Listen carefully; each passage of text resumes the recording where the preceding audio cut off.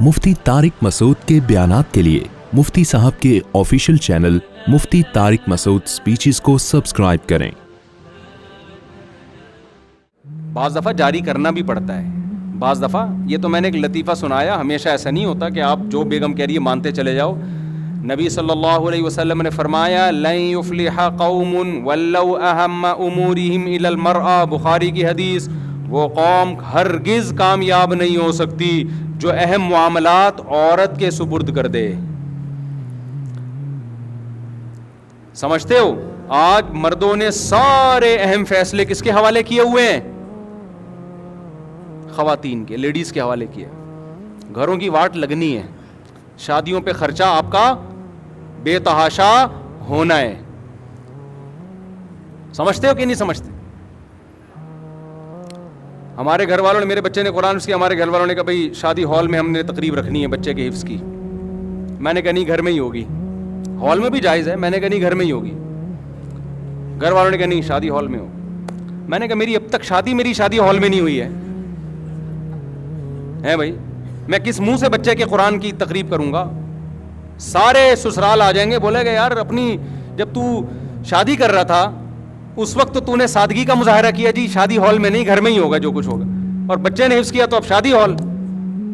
जायज़ है शादी हॉल में भी, शादी भी जायज़ है और बच्चे की तकरीब भी जायज़ है। मैंने कहा घर में ही होगा जो कुछ होगा। बहुत टाइट फड्डा हुआ, बहुत ज़बरदस्त। बिल आखिर बगदाद पे मेरा कब्जा हो गया अल्हम्दुलिल्लाह। मैंने कहा नहीं, मैं घर में बहुत दबा दबा रहता हूँ, बहुत सारी बातें मान रहा होता हूँ। ये मिंबर पे तो हर आदमी फंटर होता है ना, लेकिन कुछ चीज़ें ऐसी होती हैं जहां आके आपको एक्शन लेना पड़ता है कि ये होगा, ऐसी की तैसी, इसमें दो राय नहीं हो सकती, ये ऐसा होगा बस। समझते हो? तो सब बातें बेगमों की माना करें, खामखा में चंगेज़ खान बनने की कोशिश घर में ना करें। लेकिन कुछ चीज़ें ऐसी होती हैं जहां आके आपको फैसला सुनाना पड़ता है, भाई ये नहीं हो सकता, इट इज़न्ट पॉसिबल। उर्दू में समझ में ना आए तो आप इंग्लिश में बोल दो, बेगम ये मुमकिन नहीं है, ऐसी की तैसी, ये नहीं होगा। मैंने बताया ना, एक आदमी ने शादी की दुबई में, तो उसने अपनी माँ को बुलवा लिया क्योंकि इकलौता बेटा था। इकलौते यानी कि ये भी बड़े नुकसान आते हैं, बच्चे पैदा होते हैं तो सब मिलके माँ को पाल लेते हैं आसानी से। तो माँ को बुला लिया, बूढ़ी माँ को अकेला कहाँ छोड़ता वो। बेगम को एतराज़ कि माँ को मेरे साथ क्यों रखा हुआ है। मैंने कहा यार माँ खिदमत बहुत लेती होगी। कह रहा है यार बूढ़ी माँ है, वो तो बेचारी को ज़्यादा होश हवास भी नहीं है, खिदमत भी मैं ही कर रहा हूँ, उसके लिए मुलाजिम भी रखा हुआ है। मेरी बेगम का कहना है कि माँ रहेगी नहीं इस घर में। मैंने कहा ये मुतालबा तो देखो खिदमत बहुत ले रही होगी ना, ये तो जायज़ मुतालबा है ना। बाज़ दफ़ा सासें हर वक्त रिमोट कंट्रोल की तरह बहू को चला रही होती हैं, उसकी अपनी पर्सनल लाइफ ही नहीं होती कोई, ये तो जुल्म है। उसने कहा भाई कुछ भी खिदमत, मुलाजिम रखा हुआ है अम्मा की खिदमत के लिए, मेरी बीवी को घर के अंदर माँ बर्दाश्त ही नहीं है और इतना दबाव डाला हुआ है, मैं क्या करूं?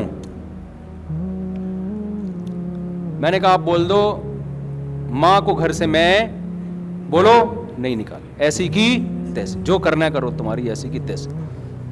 मैंने कहा गुस्से होने की ज़रूरत नहीं है, आराम से पेपर पे लिख के दे दो, बेगम it isn't possible for me to get out my mother from my house. English में बहुत ज़्यादा समझ में, पढ़ा लिखा मियाँ है, अब पता नहीं मैंने इंग्लिश सही बोली गलत बोली है, वो बाद में चेक कर लेना इसको डिक्शनरी में।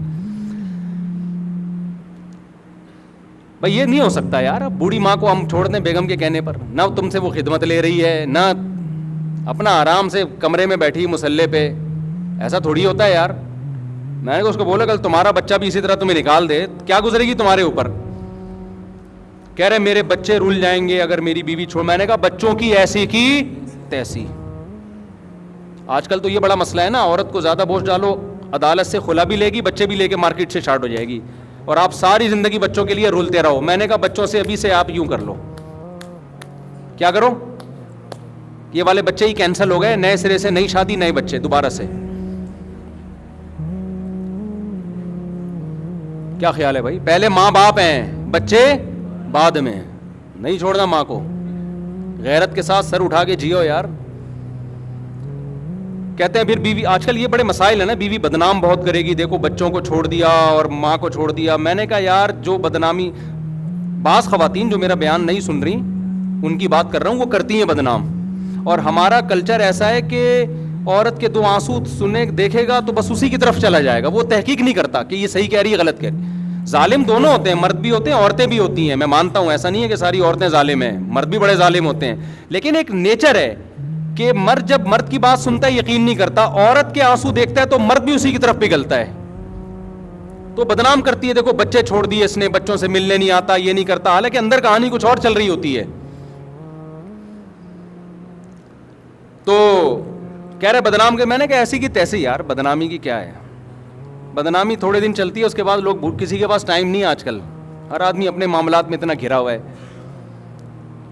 میں نے کہا یہ جو آخرت میں بدنامی ہوگی, اماں کو یار اس بڑھاپے میں آپ اکیلا چھوڑ دو. کہہ رہے میں کراچی میں رکھوں اور ان کے لیے ملازم رکھوں. میں نے کہا نہ, بوڑھی ماں ملازم کے ساتھ اس کی گود میں سر رکھ کے سو, یہ تو بڑھاپے میں تو ماں کا مزہ ہے یار. ماں باپ جتنے بوڑھے ہوں اتنے زیادہ اچھے لگتے ہیں. جتنی بوڑھی ہوگی نا ماں, اس میں اتنا ہی اللہ محبت دل میں پیدا کرتا ہے اس کی. تو اسی طرح ہم عورتوں کو بھی بدماشی سکھاتے ہیں, صرف مردوں کو نہیں سکھاتے بدماشی. ہم خواتین کو بھی کہتے ہیں آپ کے بیسک حقوق ادا کر رہا ہے تو ٹھیک ہے, پھر مرد آڑا ترچھا بھی ہو برداشت کرو. اگر کمبخت بیسک حقوق ہی ادا نہیں کر رہا, کماتا ہی نہیں ہے سالہ, کھلاتا ہی نہیں ہے, اپنے خرچے پہ, اپنے سسرال کے خرچے پہ پل رہی ہو, پھر میاں سے محبت یا اس کے حقوق کی بالکل بھی ضرورت بولو نہیں. میاں بیسک حقوق نہیں اگر اٹھا رہا ہے, محبت ہے, آئی love you, I love you, جب خرچہ نہیں ہوتا. یہ جو خواتین شوہروں سے پریشان ہوتی ہیں نا, یہ رومانس نہیں ہے, رومانٹک قسم کے نہیں ہے, محبت کے ساتھ, بھائی یہ سارے حقوق ادا کر رہا ہے, اس لیے اس کو آئی لو یو کہنے کی ضرورت ہے نہیں. یہ جو بوائے فرینڈ ہوتا ہے نا جو آئی لو یو کی گردانے, اس کمبخت نے دھیلا بھی خرچ نہیں کرنا ہوتا آپ کے اوپر, نہ گیس کا بل دینا ہے اس کمبخت نے, نہ بجلی کا بل دینا ہے, نہ بچوں کی اسکول کی فیسیں دینی ہے, تو آئی لو یو پہ ہی چل رہا ہوتا ہے, یہ شعر و شاعری پہ ہی چل رہا ہوتا ہے. جیسے انگریز جو ہے نا وہ خرچہ تھوڑی اٹھاتا ہے بیوی کا, بات تمیز سے کرتا ہے, نہ کبھی ہاتھ اٹھائے گا, بہت ایکچولی کر کے بات کر رہا ہوگا اور ویمن رائٹس کی باتیں کر رہا ہوگا, گیس کا بل نہیں دے گا, نہ بجلی کا بل دے گا, مکان کا کرایہ نہیں دے گا. تو ہماری بیویاں اگر, ہماری عورتیں اگر یہ کر لیں کہ ٹھیک ہے جی آج کا سارا, آج کے بعد سے کوئی خرچہ آپ کے ذمے نہیں ہے, تو پھر ہمارے اخلاق دیکھو آپ. اور کیا فری پھوکڑ کے اخلاق میں کیا ہے بھائی, کیوں بھائی غلط تو نہیں کہہ رہا میں, فری پھوکٹ کے اخلاق ہیں. جب کوئی ذمہ داری ہی نہیں لینی ہے تو فری پھوکٹ کے اخلاق میں کیا جا رہا ہے انگریز کا. انگریز ایک دفعہ پاکستانی شوہر بن کے دکھائے, جب گیس کا بل دے گا نا, بجلی کا بل دے گا, مکان کا کرایہ دے گا, بچوں کے لیے پراپرٹی خرید رہا ہوگا کہ میں مروں گا تو بچوں کے کام آئے, ان کو اسکول لانے لے جانے کی ٹینشن اٹھا رہا ہوگا, بچیوں کی شادیوں کی ٹینشن لے رہا ہوگا, 20 مسائل ہوں گے, اپنی بیوی کو ان تمام ٹینشنوں سے آزاد کیا ہوا ہوگا. پھر میں اس انگریز سے پوچھوں گا کہ اب تو تھینک یو سے بات شروع کر اور تھینک یو پہ ختم کر کے دکھا. وہ اتنی موٹی پنجابی میں گالی سے بات شروع کرے گا, بیچ میں اتنی موٹی گالی, اور آخر میں 11 دفعہ گالیوں پہ ختم کرے گا وہ. تو انگریزوں کے اخلاق سے متاثر ہونے کی بالکل بھی ضرورت نہیں ہے. اور اب میں ان عورتوں سے کہتا ہوں اپنے پاکستانی اور ہندوستانی شوہروں سے بدگمان ہونے کی ضرورت نہیں ہے. یہ جتنا بھی آڑا ترچھا ہے نا, ٹیڑھا میڑا اور بد اخلاق, آپ کو اس نے چھت دی ہوئی ہے, آپ کے بیسک حقوق یہ ادا کر رہا ہے. اس مکھنچو کا نام آپ کے ساتھ لگا ہوا ہے, مرسز فلاں, ٹھیک ہے نا, کہیں جاتی ہو عزت ہوتی ہے آپ کی. یہ ختم ہو گیا نا, عورت کی عزت اس کے شوہر سے ہے. آج ہماری لبرل خواتین بہت عزت حاصل کرنے کی کوشش کرتی ہیں, ہم نے شادی نہیں کرنی, ہم غلامی والی زندگی نہیں چاہتے, آزاد ہیں. 2 ٹکے کی عزت نہیں ہوتی.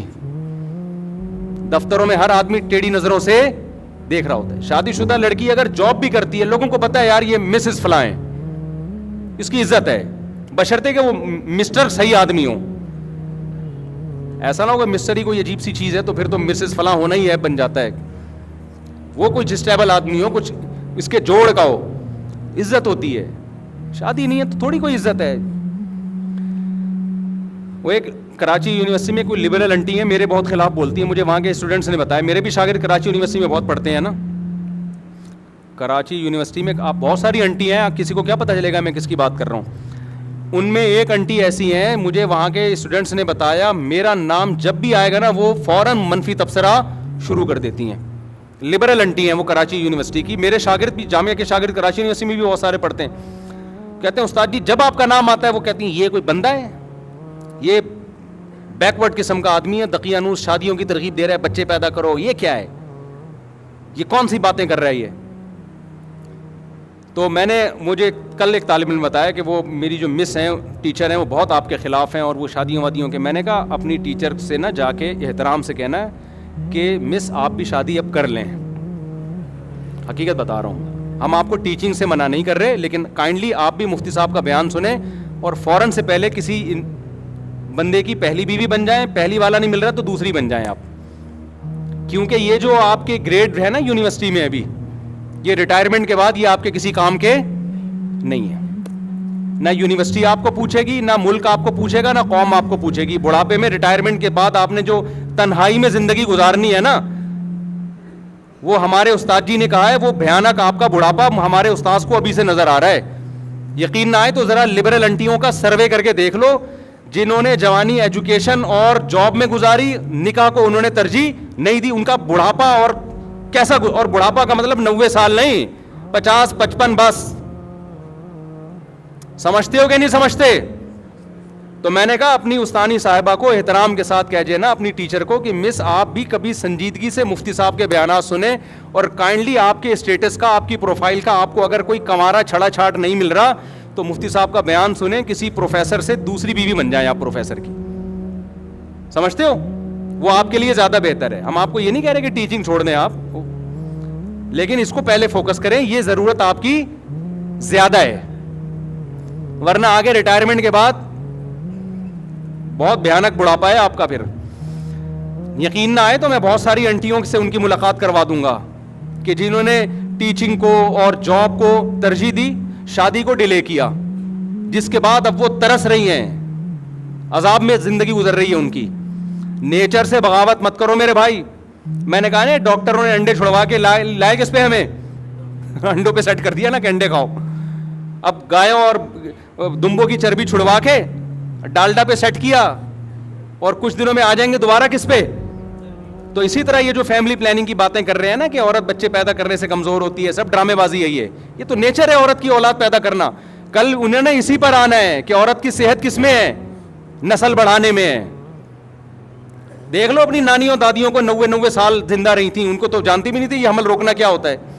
زیادہ اچھی لائف انہوں نے صحت کے حوالے سے بھی, مینٹلی بھی زیادہ اچھی لائف گزاری ہے.